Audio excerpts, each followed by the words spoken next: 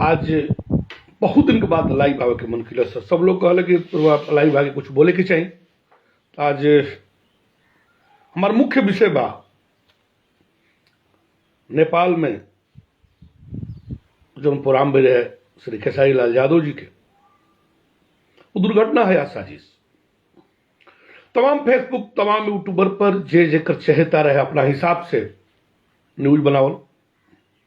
बड़ा दुख की बात बा कि अपन व्यूज बढ़ावे खातिर लोग ऐसा तरह तरह के न्यूज निकालता हूं जो बड़ा शर्म के बात बा। शशभूषण ठाकुर जी बहुत बहुत धन्यवाद। विकास सम्राट यादव जी बहुत बहुत धन्यवाद। रुबा की भी हम पूछता नहीं कि या तो कोनो विषय पर जानी तो बोली, अन्यथा आपन मुंह बंद रखी। यादव राहुल चौधरी जी बहुत बहुत धन्यवाद। राघवेंद्र कुमार सुमन जी, विकास कुमार यादव जी, लालू चौधरी जी, राजकुंद्रा जी, एंकर सलेंस राणा जी, सिंगर सोनू दीवाना गुंडा, जय जय हो प्लीज बाबा, साहिल जी, एंकर सलेंस राणा जी, अजीत पांडे जी, तमाम लोगों के हम प्रणाम करते नहीं। एगो चीज बताओ तनी, हम अपना हिसाब से जो जानते हैं तो नेपाल में कार्यक्रम चलता श्री खेसारी लाल यादव जी के वजह प्रोग्राम रहे, सबके पता बा। वहां के लाइव आके बतौने भी कि हम गईल बनी, हम वजह के जानते नहीं कि गईल बनी के, लेकिन दो चीज संक्षेप में कल चाहब कि जब कोनो कार्यक्रम के ले ले जाई, कोनो कलाकार छोट को चाहे बड़ आयोजक जब कार्यक्रम ले ले, कार्यक्रम शुरू हुई हो गई,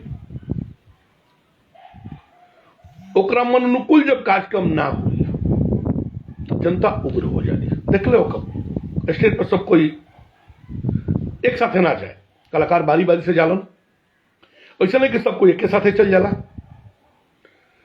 राहुल भाई खेसारी लाल जी के बाद तो वहां कहनी कि हम होटल में पहुंच गई बनी, हमारे सजिंदा वजह पहुंच गई बन, सजिंदा के फोड़ दे दिया गई।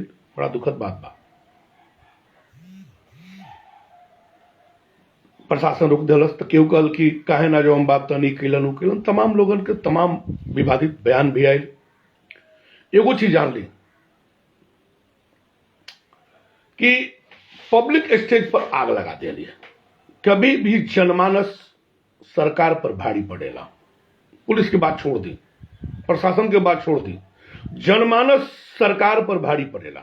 भाई खेसारी लाल जी पहुंचल बनी, स्टेज पर ना पहुंच पौनी, पब्लिक आग लगा दिली। ई कोनो साजिश ना है, ये होला। एक हम ओकर भुगभोगी बनी, तो कार्यक्रम का भुगभोगी बनी, बहुत बुरा तरह से फंस रही हम बहुत भोगी बने। हम पूछते नहीं कि जब केहू प्रोग्रामों पर करता, पब्लिक हो जा बाड़ी, जनमानस पूरा घेरले बा, चारों तरफ से घेरने के बाद कार्यक्रम चलता। इत्तेफाक बस जौनागरी जनता खेसारी लाल यादव जी के खोजे तरी मंच पर ना पहुंचली, जनमानस आक्रोश में आकर चारों तरफ आग लगा दिली। दुखद बात बा, आग लगाओ भी दुखद बात बा। लेकिन सबसे बड़ बात बा कि जनमानस जब पहुंचेला प्रोग्राम देखे खातिर, और जब ओकरा मनोनुकूल जब प्रोग्राम ना हुई तो कहीं ना कहीं आक्रोशता बढ़ेला, आक्रोश बढ़ेला। वो बढ़ला में कुछ हो सकेला, लेकिन जनमानस के भी उतावला ना होके चाहिए। एगो भाई लिखते नहीं कि हमारा विचार से खैर बहुत तेज चलते हैं, सब नहीं पढ़ पाओ तो उच्च राजनीति ना करे के चाहिए। खेसारी भाई जी या पहुंचल बनी, स्टेज तक नहीं पहुंच पाओ तो कहीं ना कहीं संजोग भी कह जाए। एगो चीज पूछल चाहता नहीं, राउर आंख, राउर शरीर, राउर सब कुछ, रौरा अंगुरी में ठोकर कैसे लग जाला? सब कुछ तो राउर है, शरीर भी राउर है, आंख भी राउर भी, मन भी राउर बा। रौरा अंगुरी में रास्ता में रहे ताकत नहीं, लेकिन ठोकर लग जाला। वो ठोकर के काहे ना रुक पाइला? रोक लेते बस में बा, राउर शरीर बा, राउर आंख ताकतिया। दुर्घटना के निश्चित तिथि होला, समय होला, कबो रुक ना सके। अब रहल बात कि आग लगा दिल जनमानस, पुलिस काहे रोक लेलस? तो कभी भी जनमानस जब उग्र हो जाए तो पुलिस के बस के बात ना रहे, हम कनिया सरकार के बस के बात ना रहे। हम एगो वीडियो देखले रही खेसारी लाल जी लाइव आके कहनी कि हम बानी जो हम बा होटल में पहुंच गई बनी, हमरा के नहीं पहुंच दिया चाहते। हम सही बताओ तनी, हमारे होटल में बैठ गए प्रशासन 5 गो आके घेर ले कि ना जाए दे तो का कलियन। अब ऊपर सवाल उठाओ लोग कि काहे ना मान लेलन पर्चा। हम आज तक कार्यक्रम करौले बनी कोनो कलाकार के पर्चा नहीं पड़ले। आ एक चीज खुल के खुला मन से बताता नहीं कि हमार विरोध कोनो कलाकार से नहीं खे, हमार ओकर अश्लील गीत ओकर अश्लील फिल्म से बा। कभी भी एक तरह की घटना दुर्घटना में खुले मन से हम साथे बानी, वो चाहे केहू कलाकार हो के कोनो जाति हो के, हमरा के जात के कोनो लेवल नहीं खे लागल। हम खुला मन से साथे बानी, खुला मन से साथे रहो। खेसारी लाल जी ना ओकरा जगह पर केहू रही तो हम खुला मन से साथे बानी। कारण कि हमारा देश के एक बच्चा जहां भी कोनो दुर्घटना घटना में फंसी तो हमारे साथे बानी। वस्तुतः घटना सही होके के चाहिए, आपराधिक ना होके के चाहिए, कोनो क्षति ना पहुंचे के चाहिए। तब कुछ लोग पेपर मांगे लागल, कुछ लोग परमिशन मांगे लागल। बात सही बा, परमिशन होके के चाहिए। परमिशन भइल ना तो कार्यक्रम भइल कैसे, यानी प्रशासन के भी दोष बा। अगर परमिशन ना मिले रहे तो कार्यक्रम स्टार्ट कैसे हो गई, और जब स्टार्ट हो गए प्रशासन करत का रहे। इतने ही खेसारी लाल जी ना कर प्रोग्राम बंद हो गई रहे। एगो इत्तेफाक बा कि खेसारी लाल जी स्टेज तक ना पहुंचनी, जौना के चलते आग जनमानस लगा दे दी। बात है बात जनमानस जो आग लगा दी। एगो चीज जान लीजिए, सीधे सीधे दुर्घटना है, साजिश ना है। हमारा विचार से नेपाल में कार्यक्रम में पारदर्शिता का अभाव रहेगा। बिल्कुल बिल्कुल जाके डॉक्टर जी पांडे जी कहते हैं कि पारदर्शिता बिल्कुल सही है। अब रहल की पैसा के क्यों कहल कि खेसारी लाल जी भी कहनी कि हमारा मालूम ना रहे कि वजह जो हम बा चंदा करके कार्यक्रम कराओ देंगे। देखिए बात हो जाए चंदा बेचंदा से नहीं है, पैसा देवे के बाद तो कार्यक्रम कलाकार आयोजक चंदा करके दे और चाहे टिकट लगा दे, एजा कोनो मायने नहीं करे। पैसा ना मिले तो कोनो कलाकार कार्यक्रम करेगी हम ना। अब पैसा मिले खातिर आयोजक कहीं ना कहीं अपन टिकट लगाओ चाहे चंदा लगाओ, घर से खेल 10 लाख कार्यक्रम हुई ना। आयोजक को घटना दर्द होला, हम कार्यक्रम कराकर लगातार 20 साल कार्यक्रम कर हमारा अनुभव है। सब कलाकार से हमारे व्यक्तिगत संबंध है, उतने नहीं खे। ट्विंकल सिंह जी नमस्ते, आयुष कुमार सिंह जी बहुत बहुत धन्यवाद, आनंद सिंह जी बाबा प्रणाम नमस्कार। आनंद बाबू सवाल लेकर उठाता कितना उच्च राजनीति हो जाता,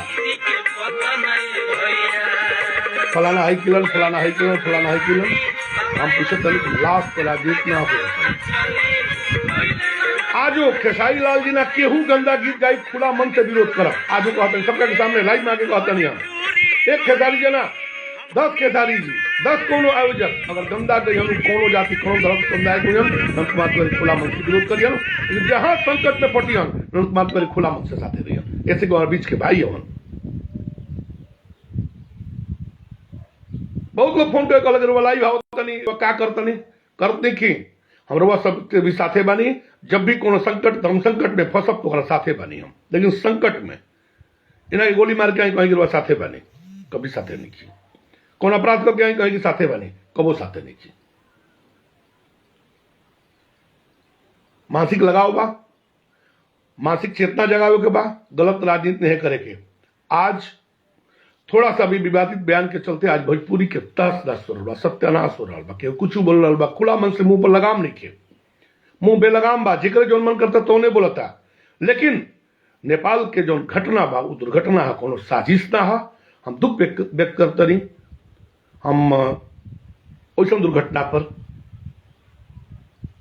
वैसा ना होके के चाहिए। लेकिन जनमानस उग्र हो गई उस तरह की दुर्घटना कर दिलस।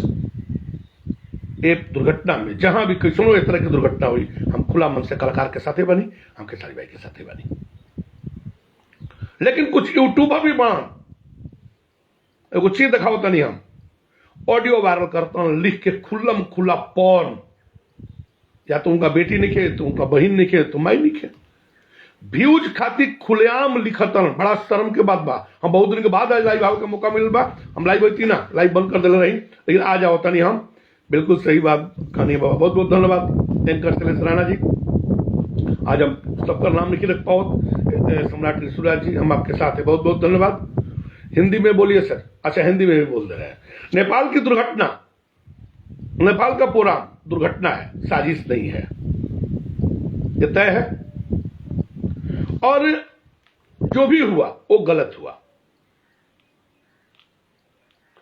कोई भी अगर फेसबुक और यूट्यूब पर गाली गलौज करता है वो संस्कार विहीन है, चाहे वो कोई हो, हम ही क्यों ना हो, मेरा भाई क्यों ना हो, मेरा भतीजा क्यों ना हो।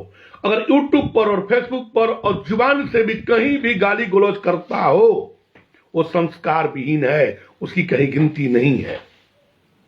संस्कार विहीनता से बचिए और संस्कार लाइए। जिस दिन संस्कार आ जाएगा किसी को सिखाने की जरूरत नहीं पड़ेगी। आज नेपाल में जो भी हुआ उसका मैं दुख व्यक्त करता हूं, खेद व्यक्त करता हूं और खुले मन से मैं इस मामले में खेसारी लाल जी के साथ हूं।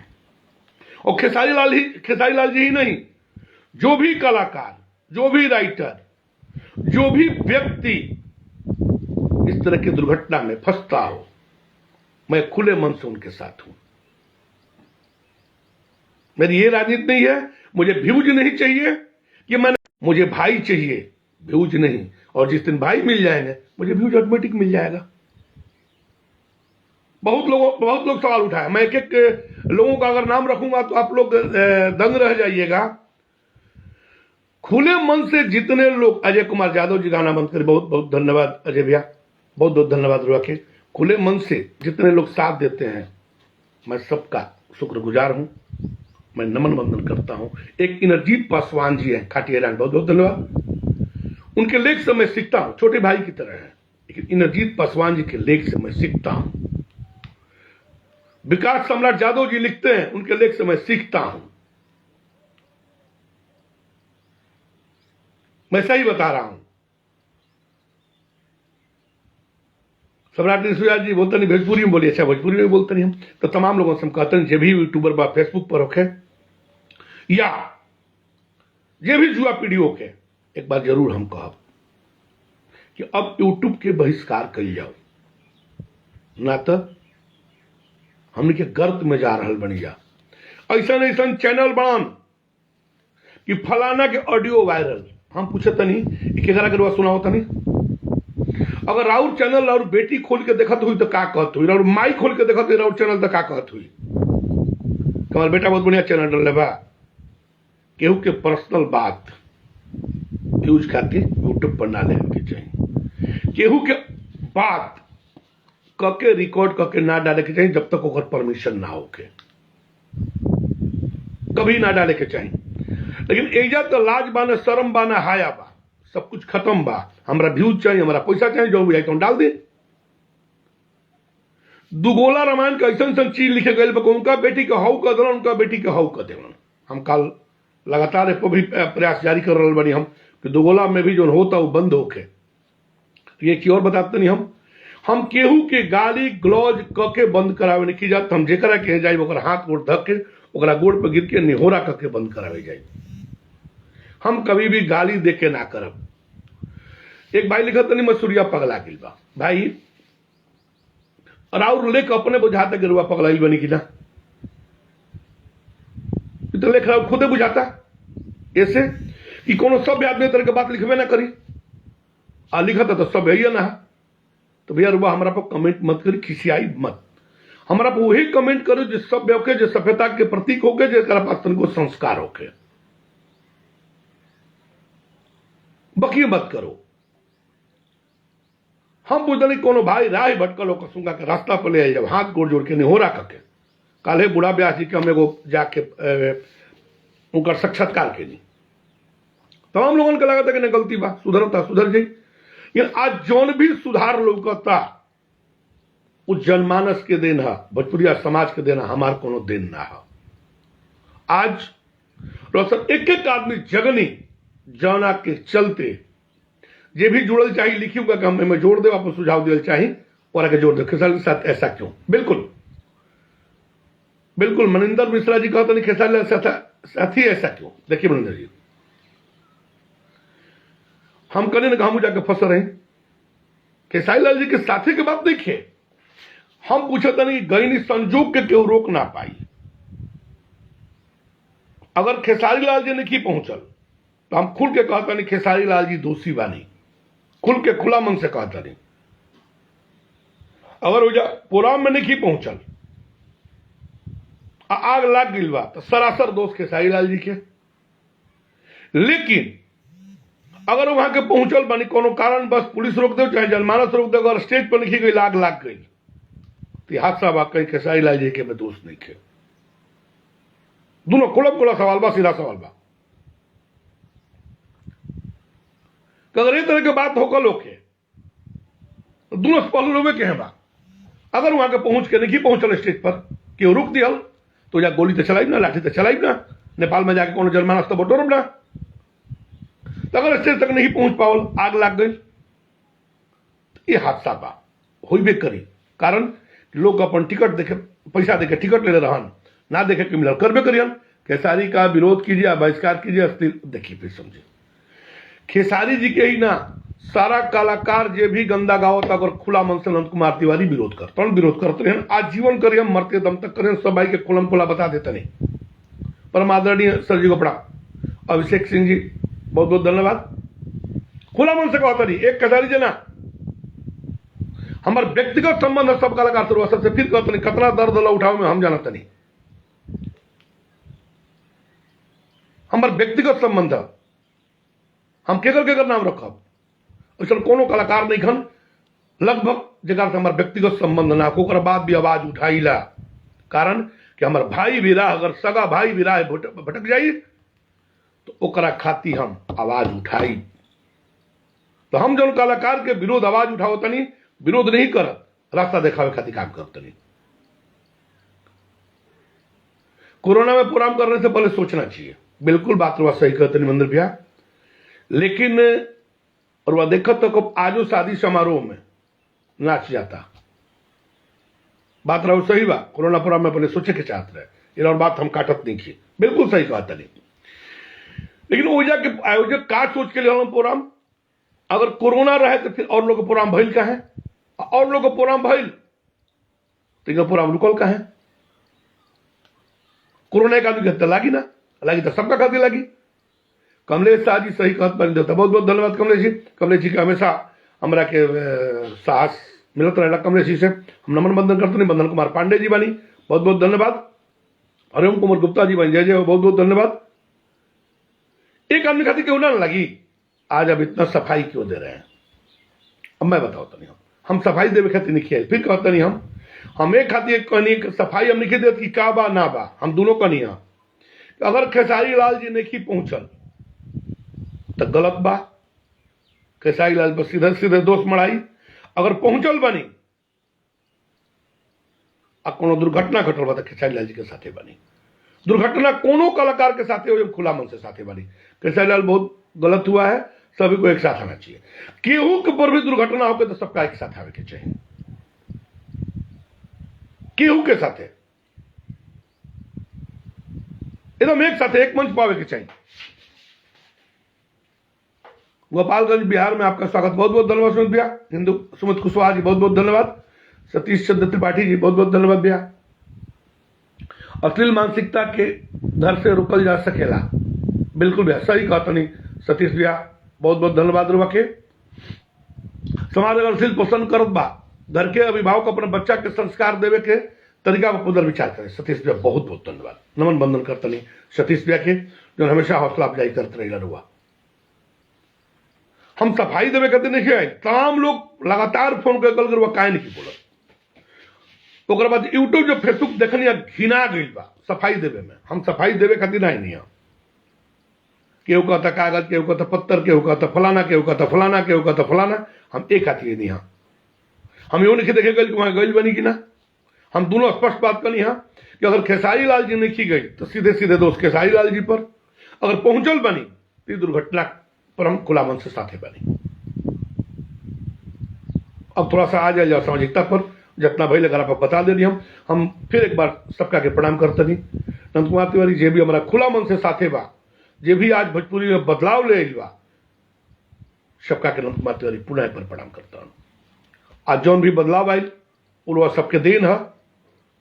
हमारा को राजनीति नहीं करे के, हमारा केहू के गाली गलौज लाठी से लेके हमारा केहू के बदले निखे जाए के, हमारा केहू से जमीन जायदाद के लड़ाई निखे, हमारा घर द्वार के लड़ाई निखे, हमारा सिर्फ लड़ाई बा विचार से। अच्छा विचार बरवा साथे बनी, खराब विचार बरवा साथे नहीं की, वो चाहे केहू होके। हम बलिया साहब के साथ बहुत बहुत धन्यवाद दिया।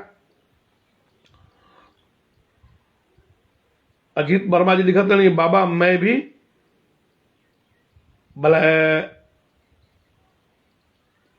बलाई से हूं बाबा, बहुत बहुत धन्यवाद। जयप्रकाश जी बिल्कुल। आप आज आप इतना सफाई क्यों दे रहे हैं खेसारी लाल यादव को तिवारी बाबा?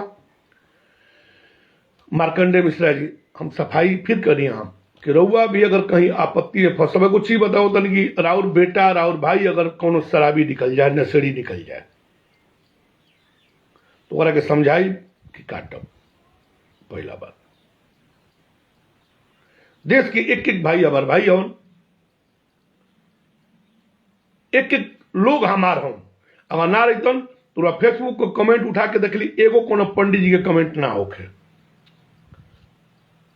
नंद कुमार तिवारी जमात लेके चल बन, जमात लेके जिंदगी भर चलियन, मरते दम तक चलियन।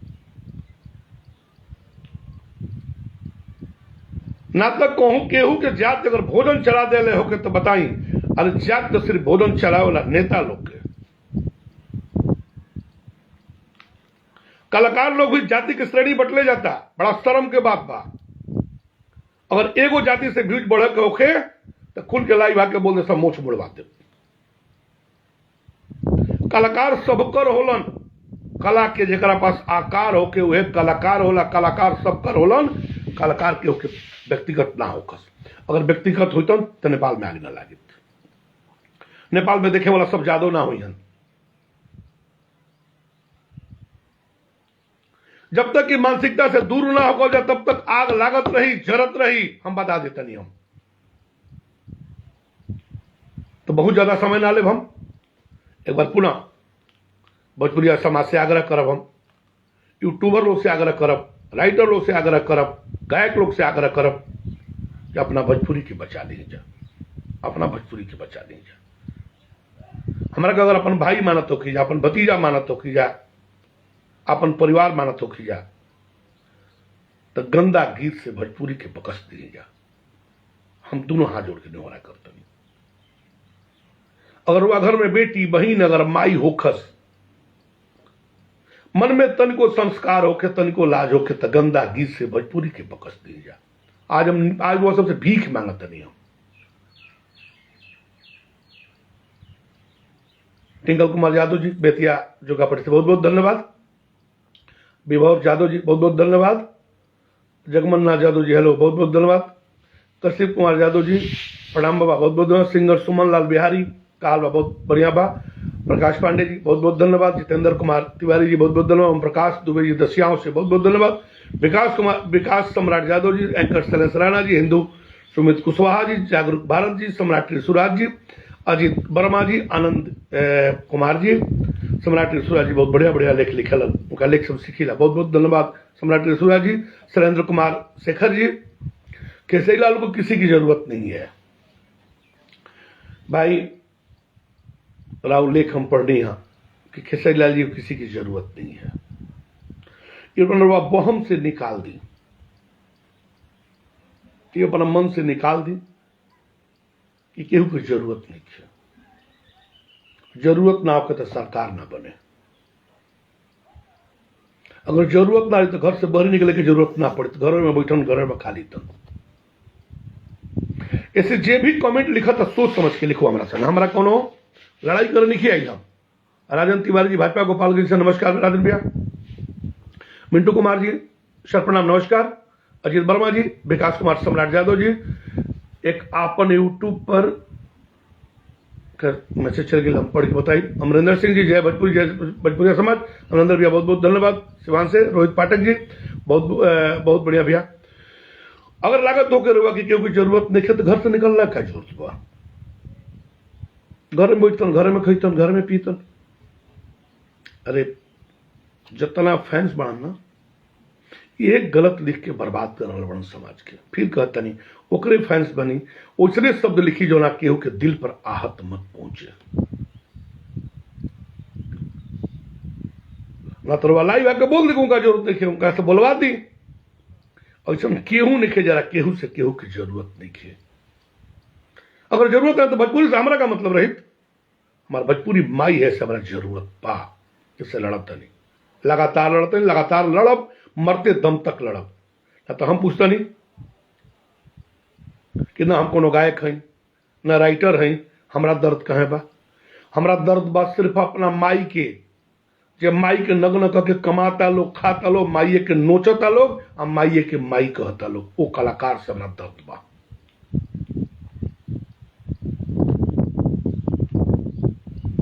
वैसन बेशरम लोग से बा जो चढ़ के कहेला लोग कि भोजपुरिया श्रोता हमार भगवान हवन और भोजपुरी हमार माई है, वही के नोच के खाला लोग, वह हमारा दर्द बा।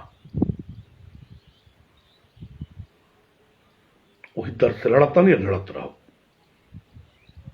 कमेंट सोच समझ के लिखिए, लिखे के पहले अपना के सोचिए खाली कि हम का लिखते नहीं, हम जो लिखब उसे समाज में का जाई। ना तो बड़े बड़े यूट्यूबर लोग फलना फलना के माई हई कह दिलस, फलना फलना के बेटी हई कह दिलस। दूसरा चीज बताओ तनी, हम एक व्यास दूसरा व्यास के भाई कहलन, और जब गावे जाता हूं तो उनका माई केहू गाड़ी देता है, उनका बेटियों गाड़ी देता है। कौन रिश्ता हमारा समझ में नहीं क्या होता। कहन कि फलाना कलाकार तो दरिये पर रह सिमट के रह गिलन, लगे रवा सोच के रवा कौन कमाई के लिए बने के स्टेज पर जाता है और माइयों और बेटियों और बहनियों कुल गर्म होता। और जाके श्रोता कतना नपुंसक बाड़ी कि चुपचाप सुनत रही, वो जाके आयोजक कतना खराब बाण कि चुपचाप सुनत रहन, खरा होता हूं। अजीत वर्मा जी बाबा के साथ रहूंगा, बहुत बहुत धन्यवाद। विकास सम्राट यादव जी एक अपना यूट्यूब पर चैनल बनाई है, बिल्कुल हम बनाई, एकदम बनाई। तेलुगु तो मत नहीं, विष्णु सिंगर रविंदर लाल यादव जी नमस्कार रविंदर भाई। राकेश कुमार यादव जी प्रणाम बाबा, बहुत बहुत धन्यवाद। डीके कुमार जी बहुत बहुत धन्यवाद। हैदर अली जी धन्यवाद। कमलेश कुमार शाह जी जरूरत सबके बा, बिल्कुल कमलेश भैया। विकास कुमार जी, राहुल झा, चंदन जी आजकल कहाँ बनी, गांव में बनी। हिमांशु जदुवंशी जी लगातार हिमांशु जी के हम नमन बंधन करते नहीं, छोट लड़का के बहुत बालक के जे लगातार सहयोग बनौले हिमांशु जी। हम कतना कहीं जितना कहो उतना कम बा। मिंटू कुमार जी, हमारे हिमांशु जी कोनो जात ना हो, हमार कोनो घुतिया ना हो, रिश्तेदार ना हो, लेकिन उनका से बढ़ के दिल में हमरा कभी केहू नहीं है। अजीत पासवान जी, तमाम लोग उनका नाम लेके आए, एक दिन हम तमाम लोग के नाम लेके आए। तब पुनः एक बार नंद कुमार तिवारी याचना करता हूं सबका से, भिक्षाटन करता हूं, वो कलाकार से भी, वो राइटर से भी, यूट्यूबर लोग से भी, नन्ना मत लिखी जा। और माई बहन बेटी देख के का सोचत हो लो, कतना थूकत हो लो, कैसे बताई हम।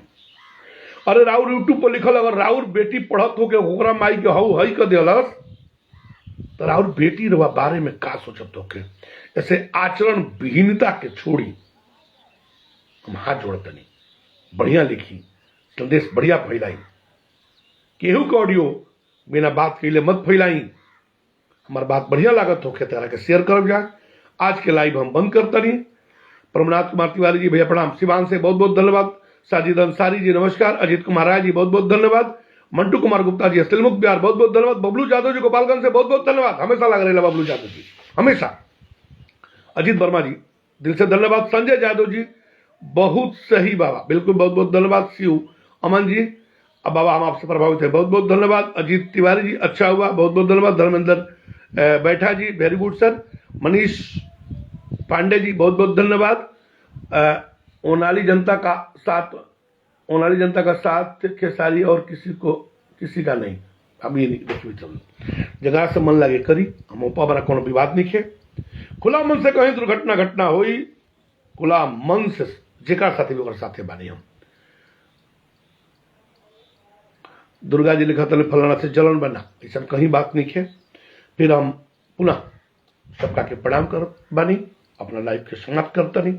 जरा भी हमारा बात से दिल पर आहत पहुंचल हो, हम हाथ जोड़ के क्षमा चाहब। अगर बढ़िया लागल होके तो बात के चारों तरफ पहुंचाई जा। रोज के प्रणाम।